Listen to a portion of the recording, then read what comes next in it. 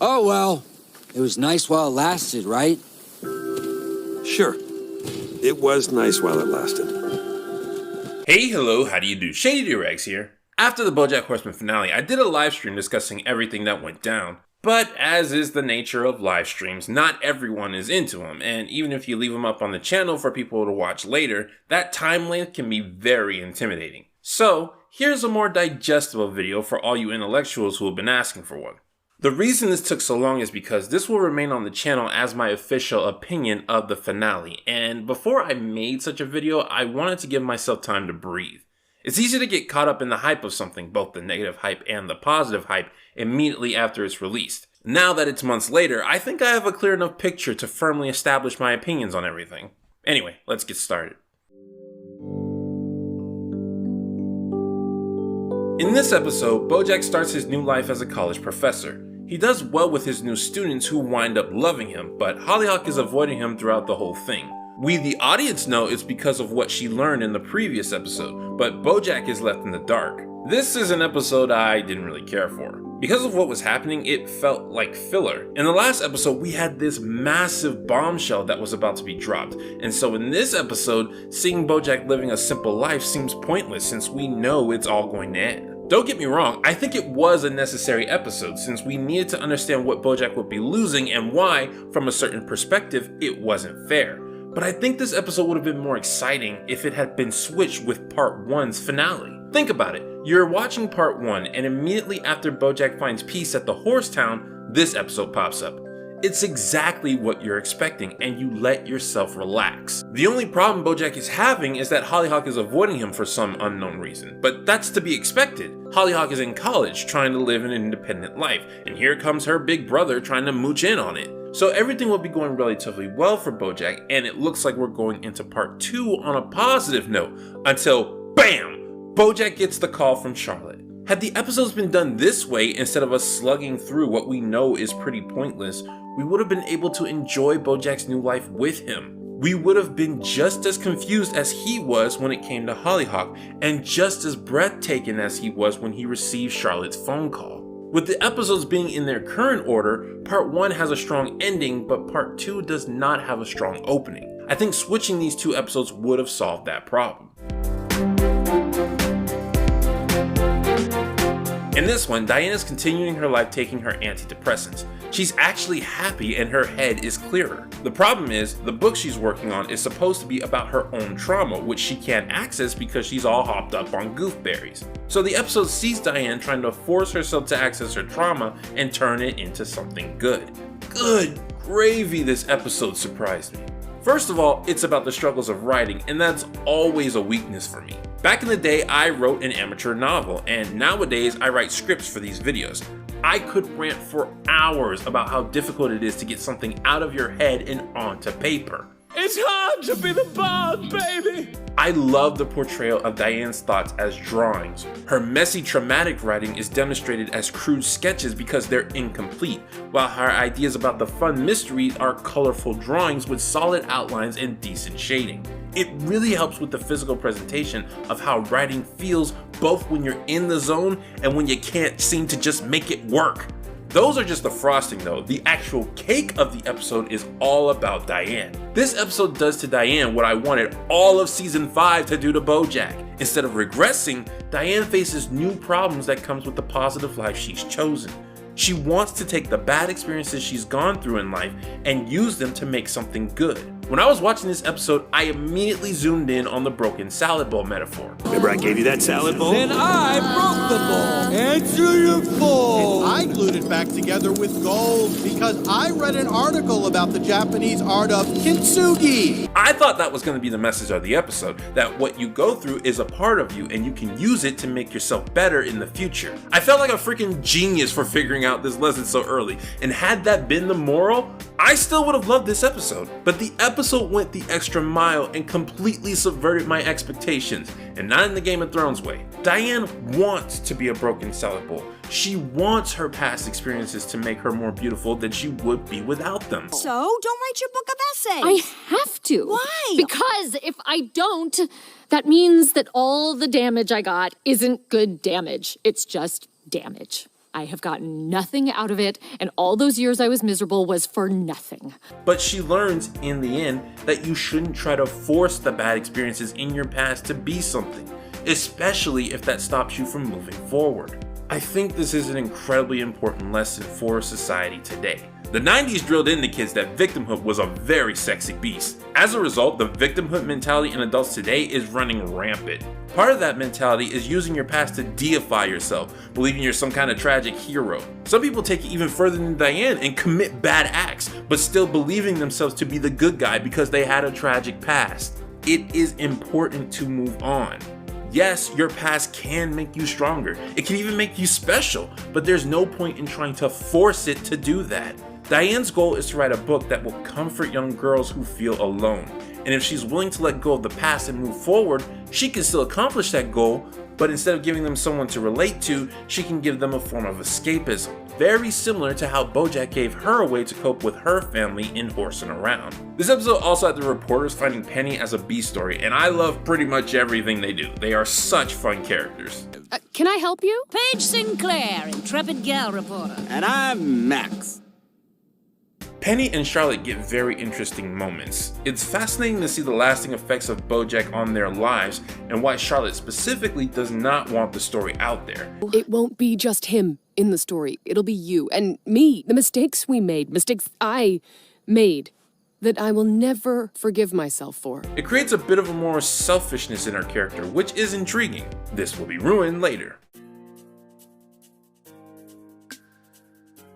In this episode, Bojack and the gang try to figure out why reporters are digging into his past. Meanwhile, Paige and Max are questioning Mr. Peanut Butter about Bojack, while Pickles and Joey are trying to complete Pickles' revenge despite hating each other. On the Bojack end, things are a lot more serious. This is where old Bojack starts to peek his head back out, and I really don't like it. Yeah, I get it, Bojack's under stress and that would tempt him to go back to how he was, but this makes the last couple of episodes feel like a waste of time. Is it so easy to see that this Bojack? Okay. Please, just let me say it.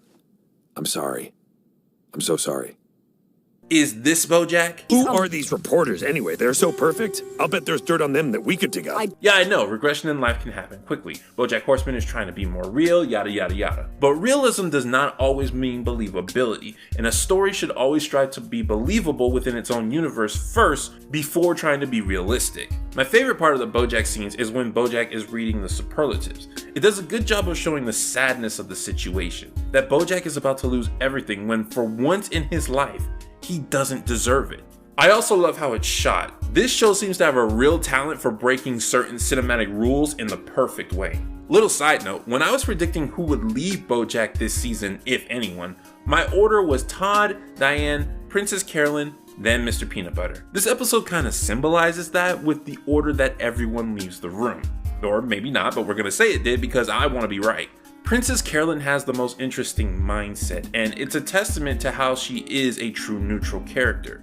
Unlike Todd and Diane, who are focused on what they believe to be good or what they like about Bojack, Princess Carolyn is sticking by Bojack on principle. I have loved you for 25 years, and I never loved anyone better. That kind of love, you only get it when you're young and stupid. I'm not gonna get it again. And when I tell my daughter the story of the great love of my life, I want it to have a happy ending. She's stuck with him this far, longer than any of the others, and she wants him to come out in a happy place, despite what he's done. Despite those who've suffered because of what he's done. Not to mention, he is good now. If they can salvage this situation, Bojack will continue to do good. This will be ruined later. But the real part I want to talk about with this episode is the Mr. Peanut Butter stuff. I was not happy with how season 5 declared what Mr. Peanut Butter's problems were, but I do like how this season resolves them. Throughout the episode, Mr. Peanut Butter slowly realizes that even though they seem like a horrible pairing, Pickles and Joey Pogo are actually a perfect fit for each other. Mr. Peanut Butter allows Pickles to go after Joey Pogo despite wanting their marriage to continue immediately. It's a rare moment, probably the rarest of moments, where Mr. Peanut Butter reacts mature and with empathy. You get a sense that he knows that this is the end of their relationship, but he's letting it happen anyway because it makes Pickles happy. Go on Joey's chore. Have a good time. And we'll plan the wedding when I get back? Sure, Pickles. When you get back. This will be ruined later. I also like the symbolism of the restaurant being a metaphor for all three of their relationships, though it was a little on the nose. And of course, Max and Paige continue to be two of the best characters this show has ever seen.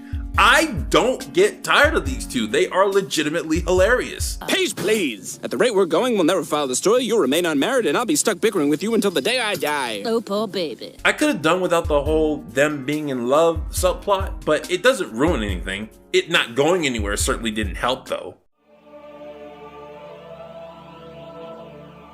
Okay, this episode. This is the hardest episode to both watch and talk about. In this episode, Bojack decides to face the Sarah Lynn allegations head on, and he's not gonna deny them. He goes to an interview which is specifically set up to confront the truth while putting him in a sympathetic light. It goes better than Bojack could have hoped, so he does a second interview, but in this one, he's cornered into looking guilty. Alright, so I realize this episode has some controversial topics, but we're gonna discuss this without tearing each other's throats out for just having a different opinion. We're all gonna be adults about this. Now, Biscuits is a stinky poo-poo head. And that's a fact.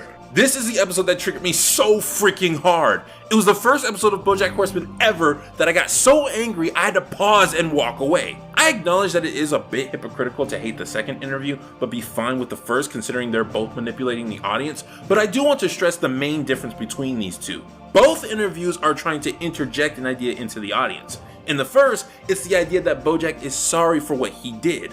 That is true. In the second, it's that Bojack has not learned from his mistakes and will continue to commit acts like this. That is false, or at the very least, is only a self-fulfilling prophecy. The beginning of season 6 showed that Bojack is willing to take the steps necessary to change, and that he has changed. The other difference between these two is that the first interview had the effect of starting a conversation, while the second succeeded in shutting down the conversation. As someone who's constantly going about the importance of empathy and communication, you can imagine my preference to the first and disgust of the second. Alright, let's get to the more controversial parts. You guys got your fingers ready on that unsubscribe button? Biscuits also focuses on the fact of Bojack having a pattern with young women. To say there's a pattern with Bojack and women is not factually wrong, but it is very misleading and only looks at a fraction of the situation through a very specific lens. Bojack has hurt a ton of people, men and women, but how he goes about hurting those people depends on the situation. He's attracted to women, so naturally he has put a lot of women in situations where he can hurt them in similar ways, i.e. take advantage of his status and sleeping with them. One of my favorite aspects of Bojack Horseman is its ability to present a situation without manipulating how you should feel about it. Whether it is right or wrong, the audience should decide for themselves. I found it very weird that this episode hinted that it agreed with Biscuits, despite showing that she's clearly only doing it for views. I just keep thinking about those 17 minutes. You waiting in the parking lot after she died. A lot of times, the camera pans to Princess Carolyn with a concerned look, as if to say she secretly knows that Biscuits is right. Princess Carolyn starts to show guilt of helping Bojack. Yeah, this totally ruins the whole point of her character in Sunk Costs. A lot of the ideas presented in the second interview reflect many forced criticism in society in recent times. It's so easy to paint someone as some kind of buzzword that triggers people to hate others without understanding them. Whether or not Biscuit's accusations of Bojack are true, it's clear that she didn't care if they were. She just wanted to make her audience believe it so it would be a good show. Biscuits refuses to let Bojack finish a thought, and then she has the nerve to say this. I'm talking now. You're not talking. That is the line that ticked me off the most. Constantly cutting someone off so they can only get the details out that you want, and then having the nerve to demand they let you finish your point. It's crap like that that shuts down conversations. That's what angers me. It's not the accusations of Bojack, it's what these accusations do to the conversations and how they make people hate without understanding. It's bad enough that people do this with good intentions, but Biscuits didn't even have that. With the advent of social media, celebs don't need you to make them look good. And if you don't alter your strategy soon, you'll have no career left to save. Face it, Chinchilla, you're all wet. Well, Little side note, while this joke was funny, Pickles and I are putting our relation on a brief hiatus at the mo, but as soon as she returns from her work trip, excuse me, I'm receiving a text message, and it appears we have broken up forever. it ruins Mr. Peanut Butter's development in sunk costs. I could go on, but the point is I have my biases that make me hate this episode more than the average person. It has some objective bad points about it, but most of my concerns come from a personal level. If you know what you're doing is going to shut down a conversation, but you do it anyway, you have completely separate ideals from what I have. In this episode, Bojack faces the repercussions of his second interview from the last one. Society hates him, he loses his house, and his friends start slowly disconnecting with him, which forces him to befriend Vance Wagner. This is also the episode where Todd starts to get more active with his story. As I've made clear, I don't really care about Todd too much, and this disconnect with his mom really didn't help. Getting back to Bojack, this episode is supposed to show him at some kind of rock bottom, but I think it really fails to do that properly. Yeah, Princess Carolyn and Todd act weird around him, but Todd still seems to be his friend despite not wanting him at this one occasion. The real ball dropper is Mr. Peanut Butter. You can't say Bojack has no choice but to hang out with Vance when Mr. Peanut Butter is begging Bojack to be his roommate. I'm not saying they should have made Mr. Peanut Butter hate Bojack because that would have been massively out of character, but there is a much better compromise hidden here that could have worked. I like that this episode showed some people who sympathize with Bojack, showing there's more than one opinion to this issue, but I get the feeling that I was supposed to roll my eyes at these guys. Again, the show is not very good at staying neutral on this issue. The episode ends with Bojack reading a letter from Hollyhock, one that presumably ends their relationship for good. The biggest takeaway from this episode for me was Hollyhock's actions, or rather lack thereof. Pretty much everything I said in my original video on this situation, I still stand by. Long story short, Hollyhock's perspective was rigged against Bojack from the start, and I think she should have attempted to be more fair before making her decision. Does that mean she made the wrong choice to leave Bojack? No. It just means she made an uninformed one. And if you're about to cut yourself off from a loved one, I think it being an informed choice is appropriate. This reveals the last motivation Bojack needs to go back to drinking, which I think is very effective. It's not the destination I have a problem with, but the journey was very wonky. In this episode, Bojack confronts his old producer who told him to choose between Herb and horsing around. The decision, which was the starting point of Bojack's horrible life choices. I was really surprised that the show was willing to do this, but it felt insanely appropriate. Bojack has to make a choice on whether or not to allow his first work to be forgotten so that Sarah Lynn can be remembered for something more. Not only that, but it's revealed that had Bojack stuck his ground back in the day, like Herb said, there's no way the executives would have fired him. It's an excellent bomb drop as well as a good reality facer for Bojack. No one forced him to live the life he chose. It was all him. If he hadn't been a coward, his life could have been completely different. We get another subplot with Todd, whom again I am not interested, but this time I will comment a bit more on it. Unlike Mr. Peanut Butter, whom because of how it ended, I was able to kind of look past how they switched up his problems, I really don't like how Todd was handled at all. His original problem was not that he was different, it was that he was lazy, unmotivated, and that his ideas, while good, were unpolished. They switched this around so much to make him look more like a victim in the situation, and it's frustrating because people who need a life change could easily look at this and see themselves in the right. Finally, there's the relationship between Princess Carolyn and Judah, which gets upgraded to them being in love. I don't ship it. They never really had romantic chemistry in my opinion. I did like the message of their subplot, go after the thing you want instead of feeling obligated to your work. And I do like how that's turned around to make Princess Carolyn the meaning of it instead of Judah's ban. But this needed build-up that it simply didn't get.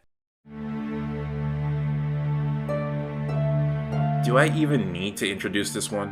One of, if not the, best episodes in Bojack Horseman.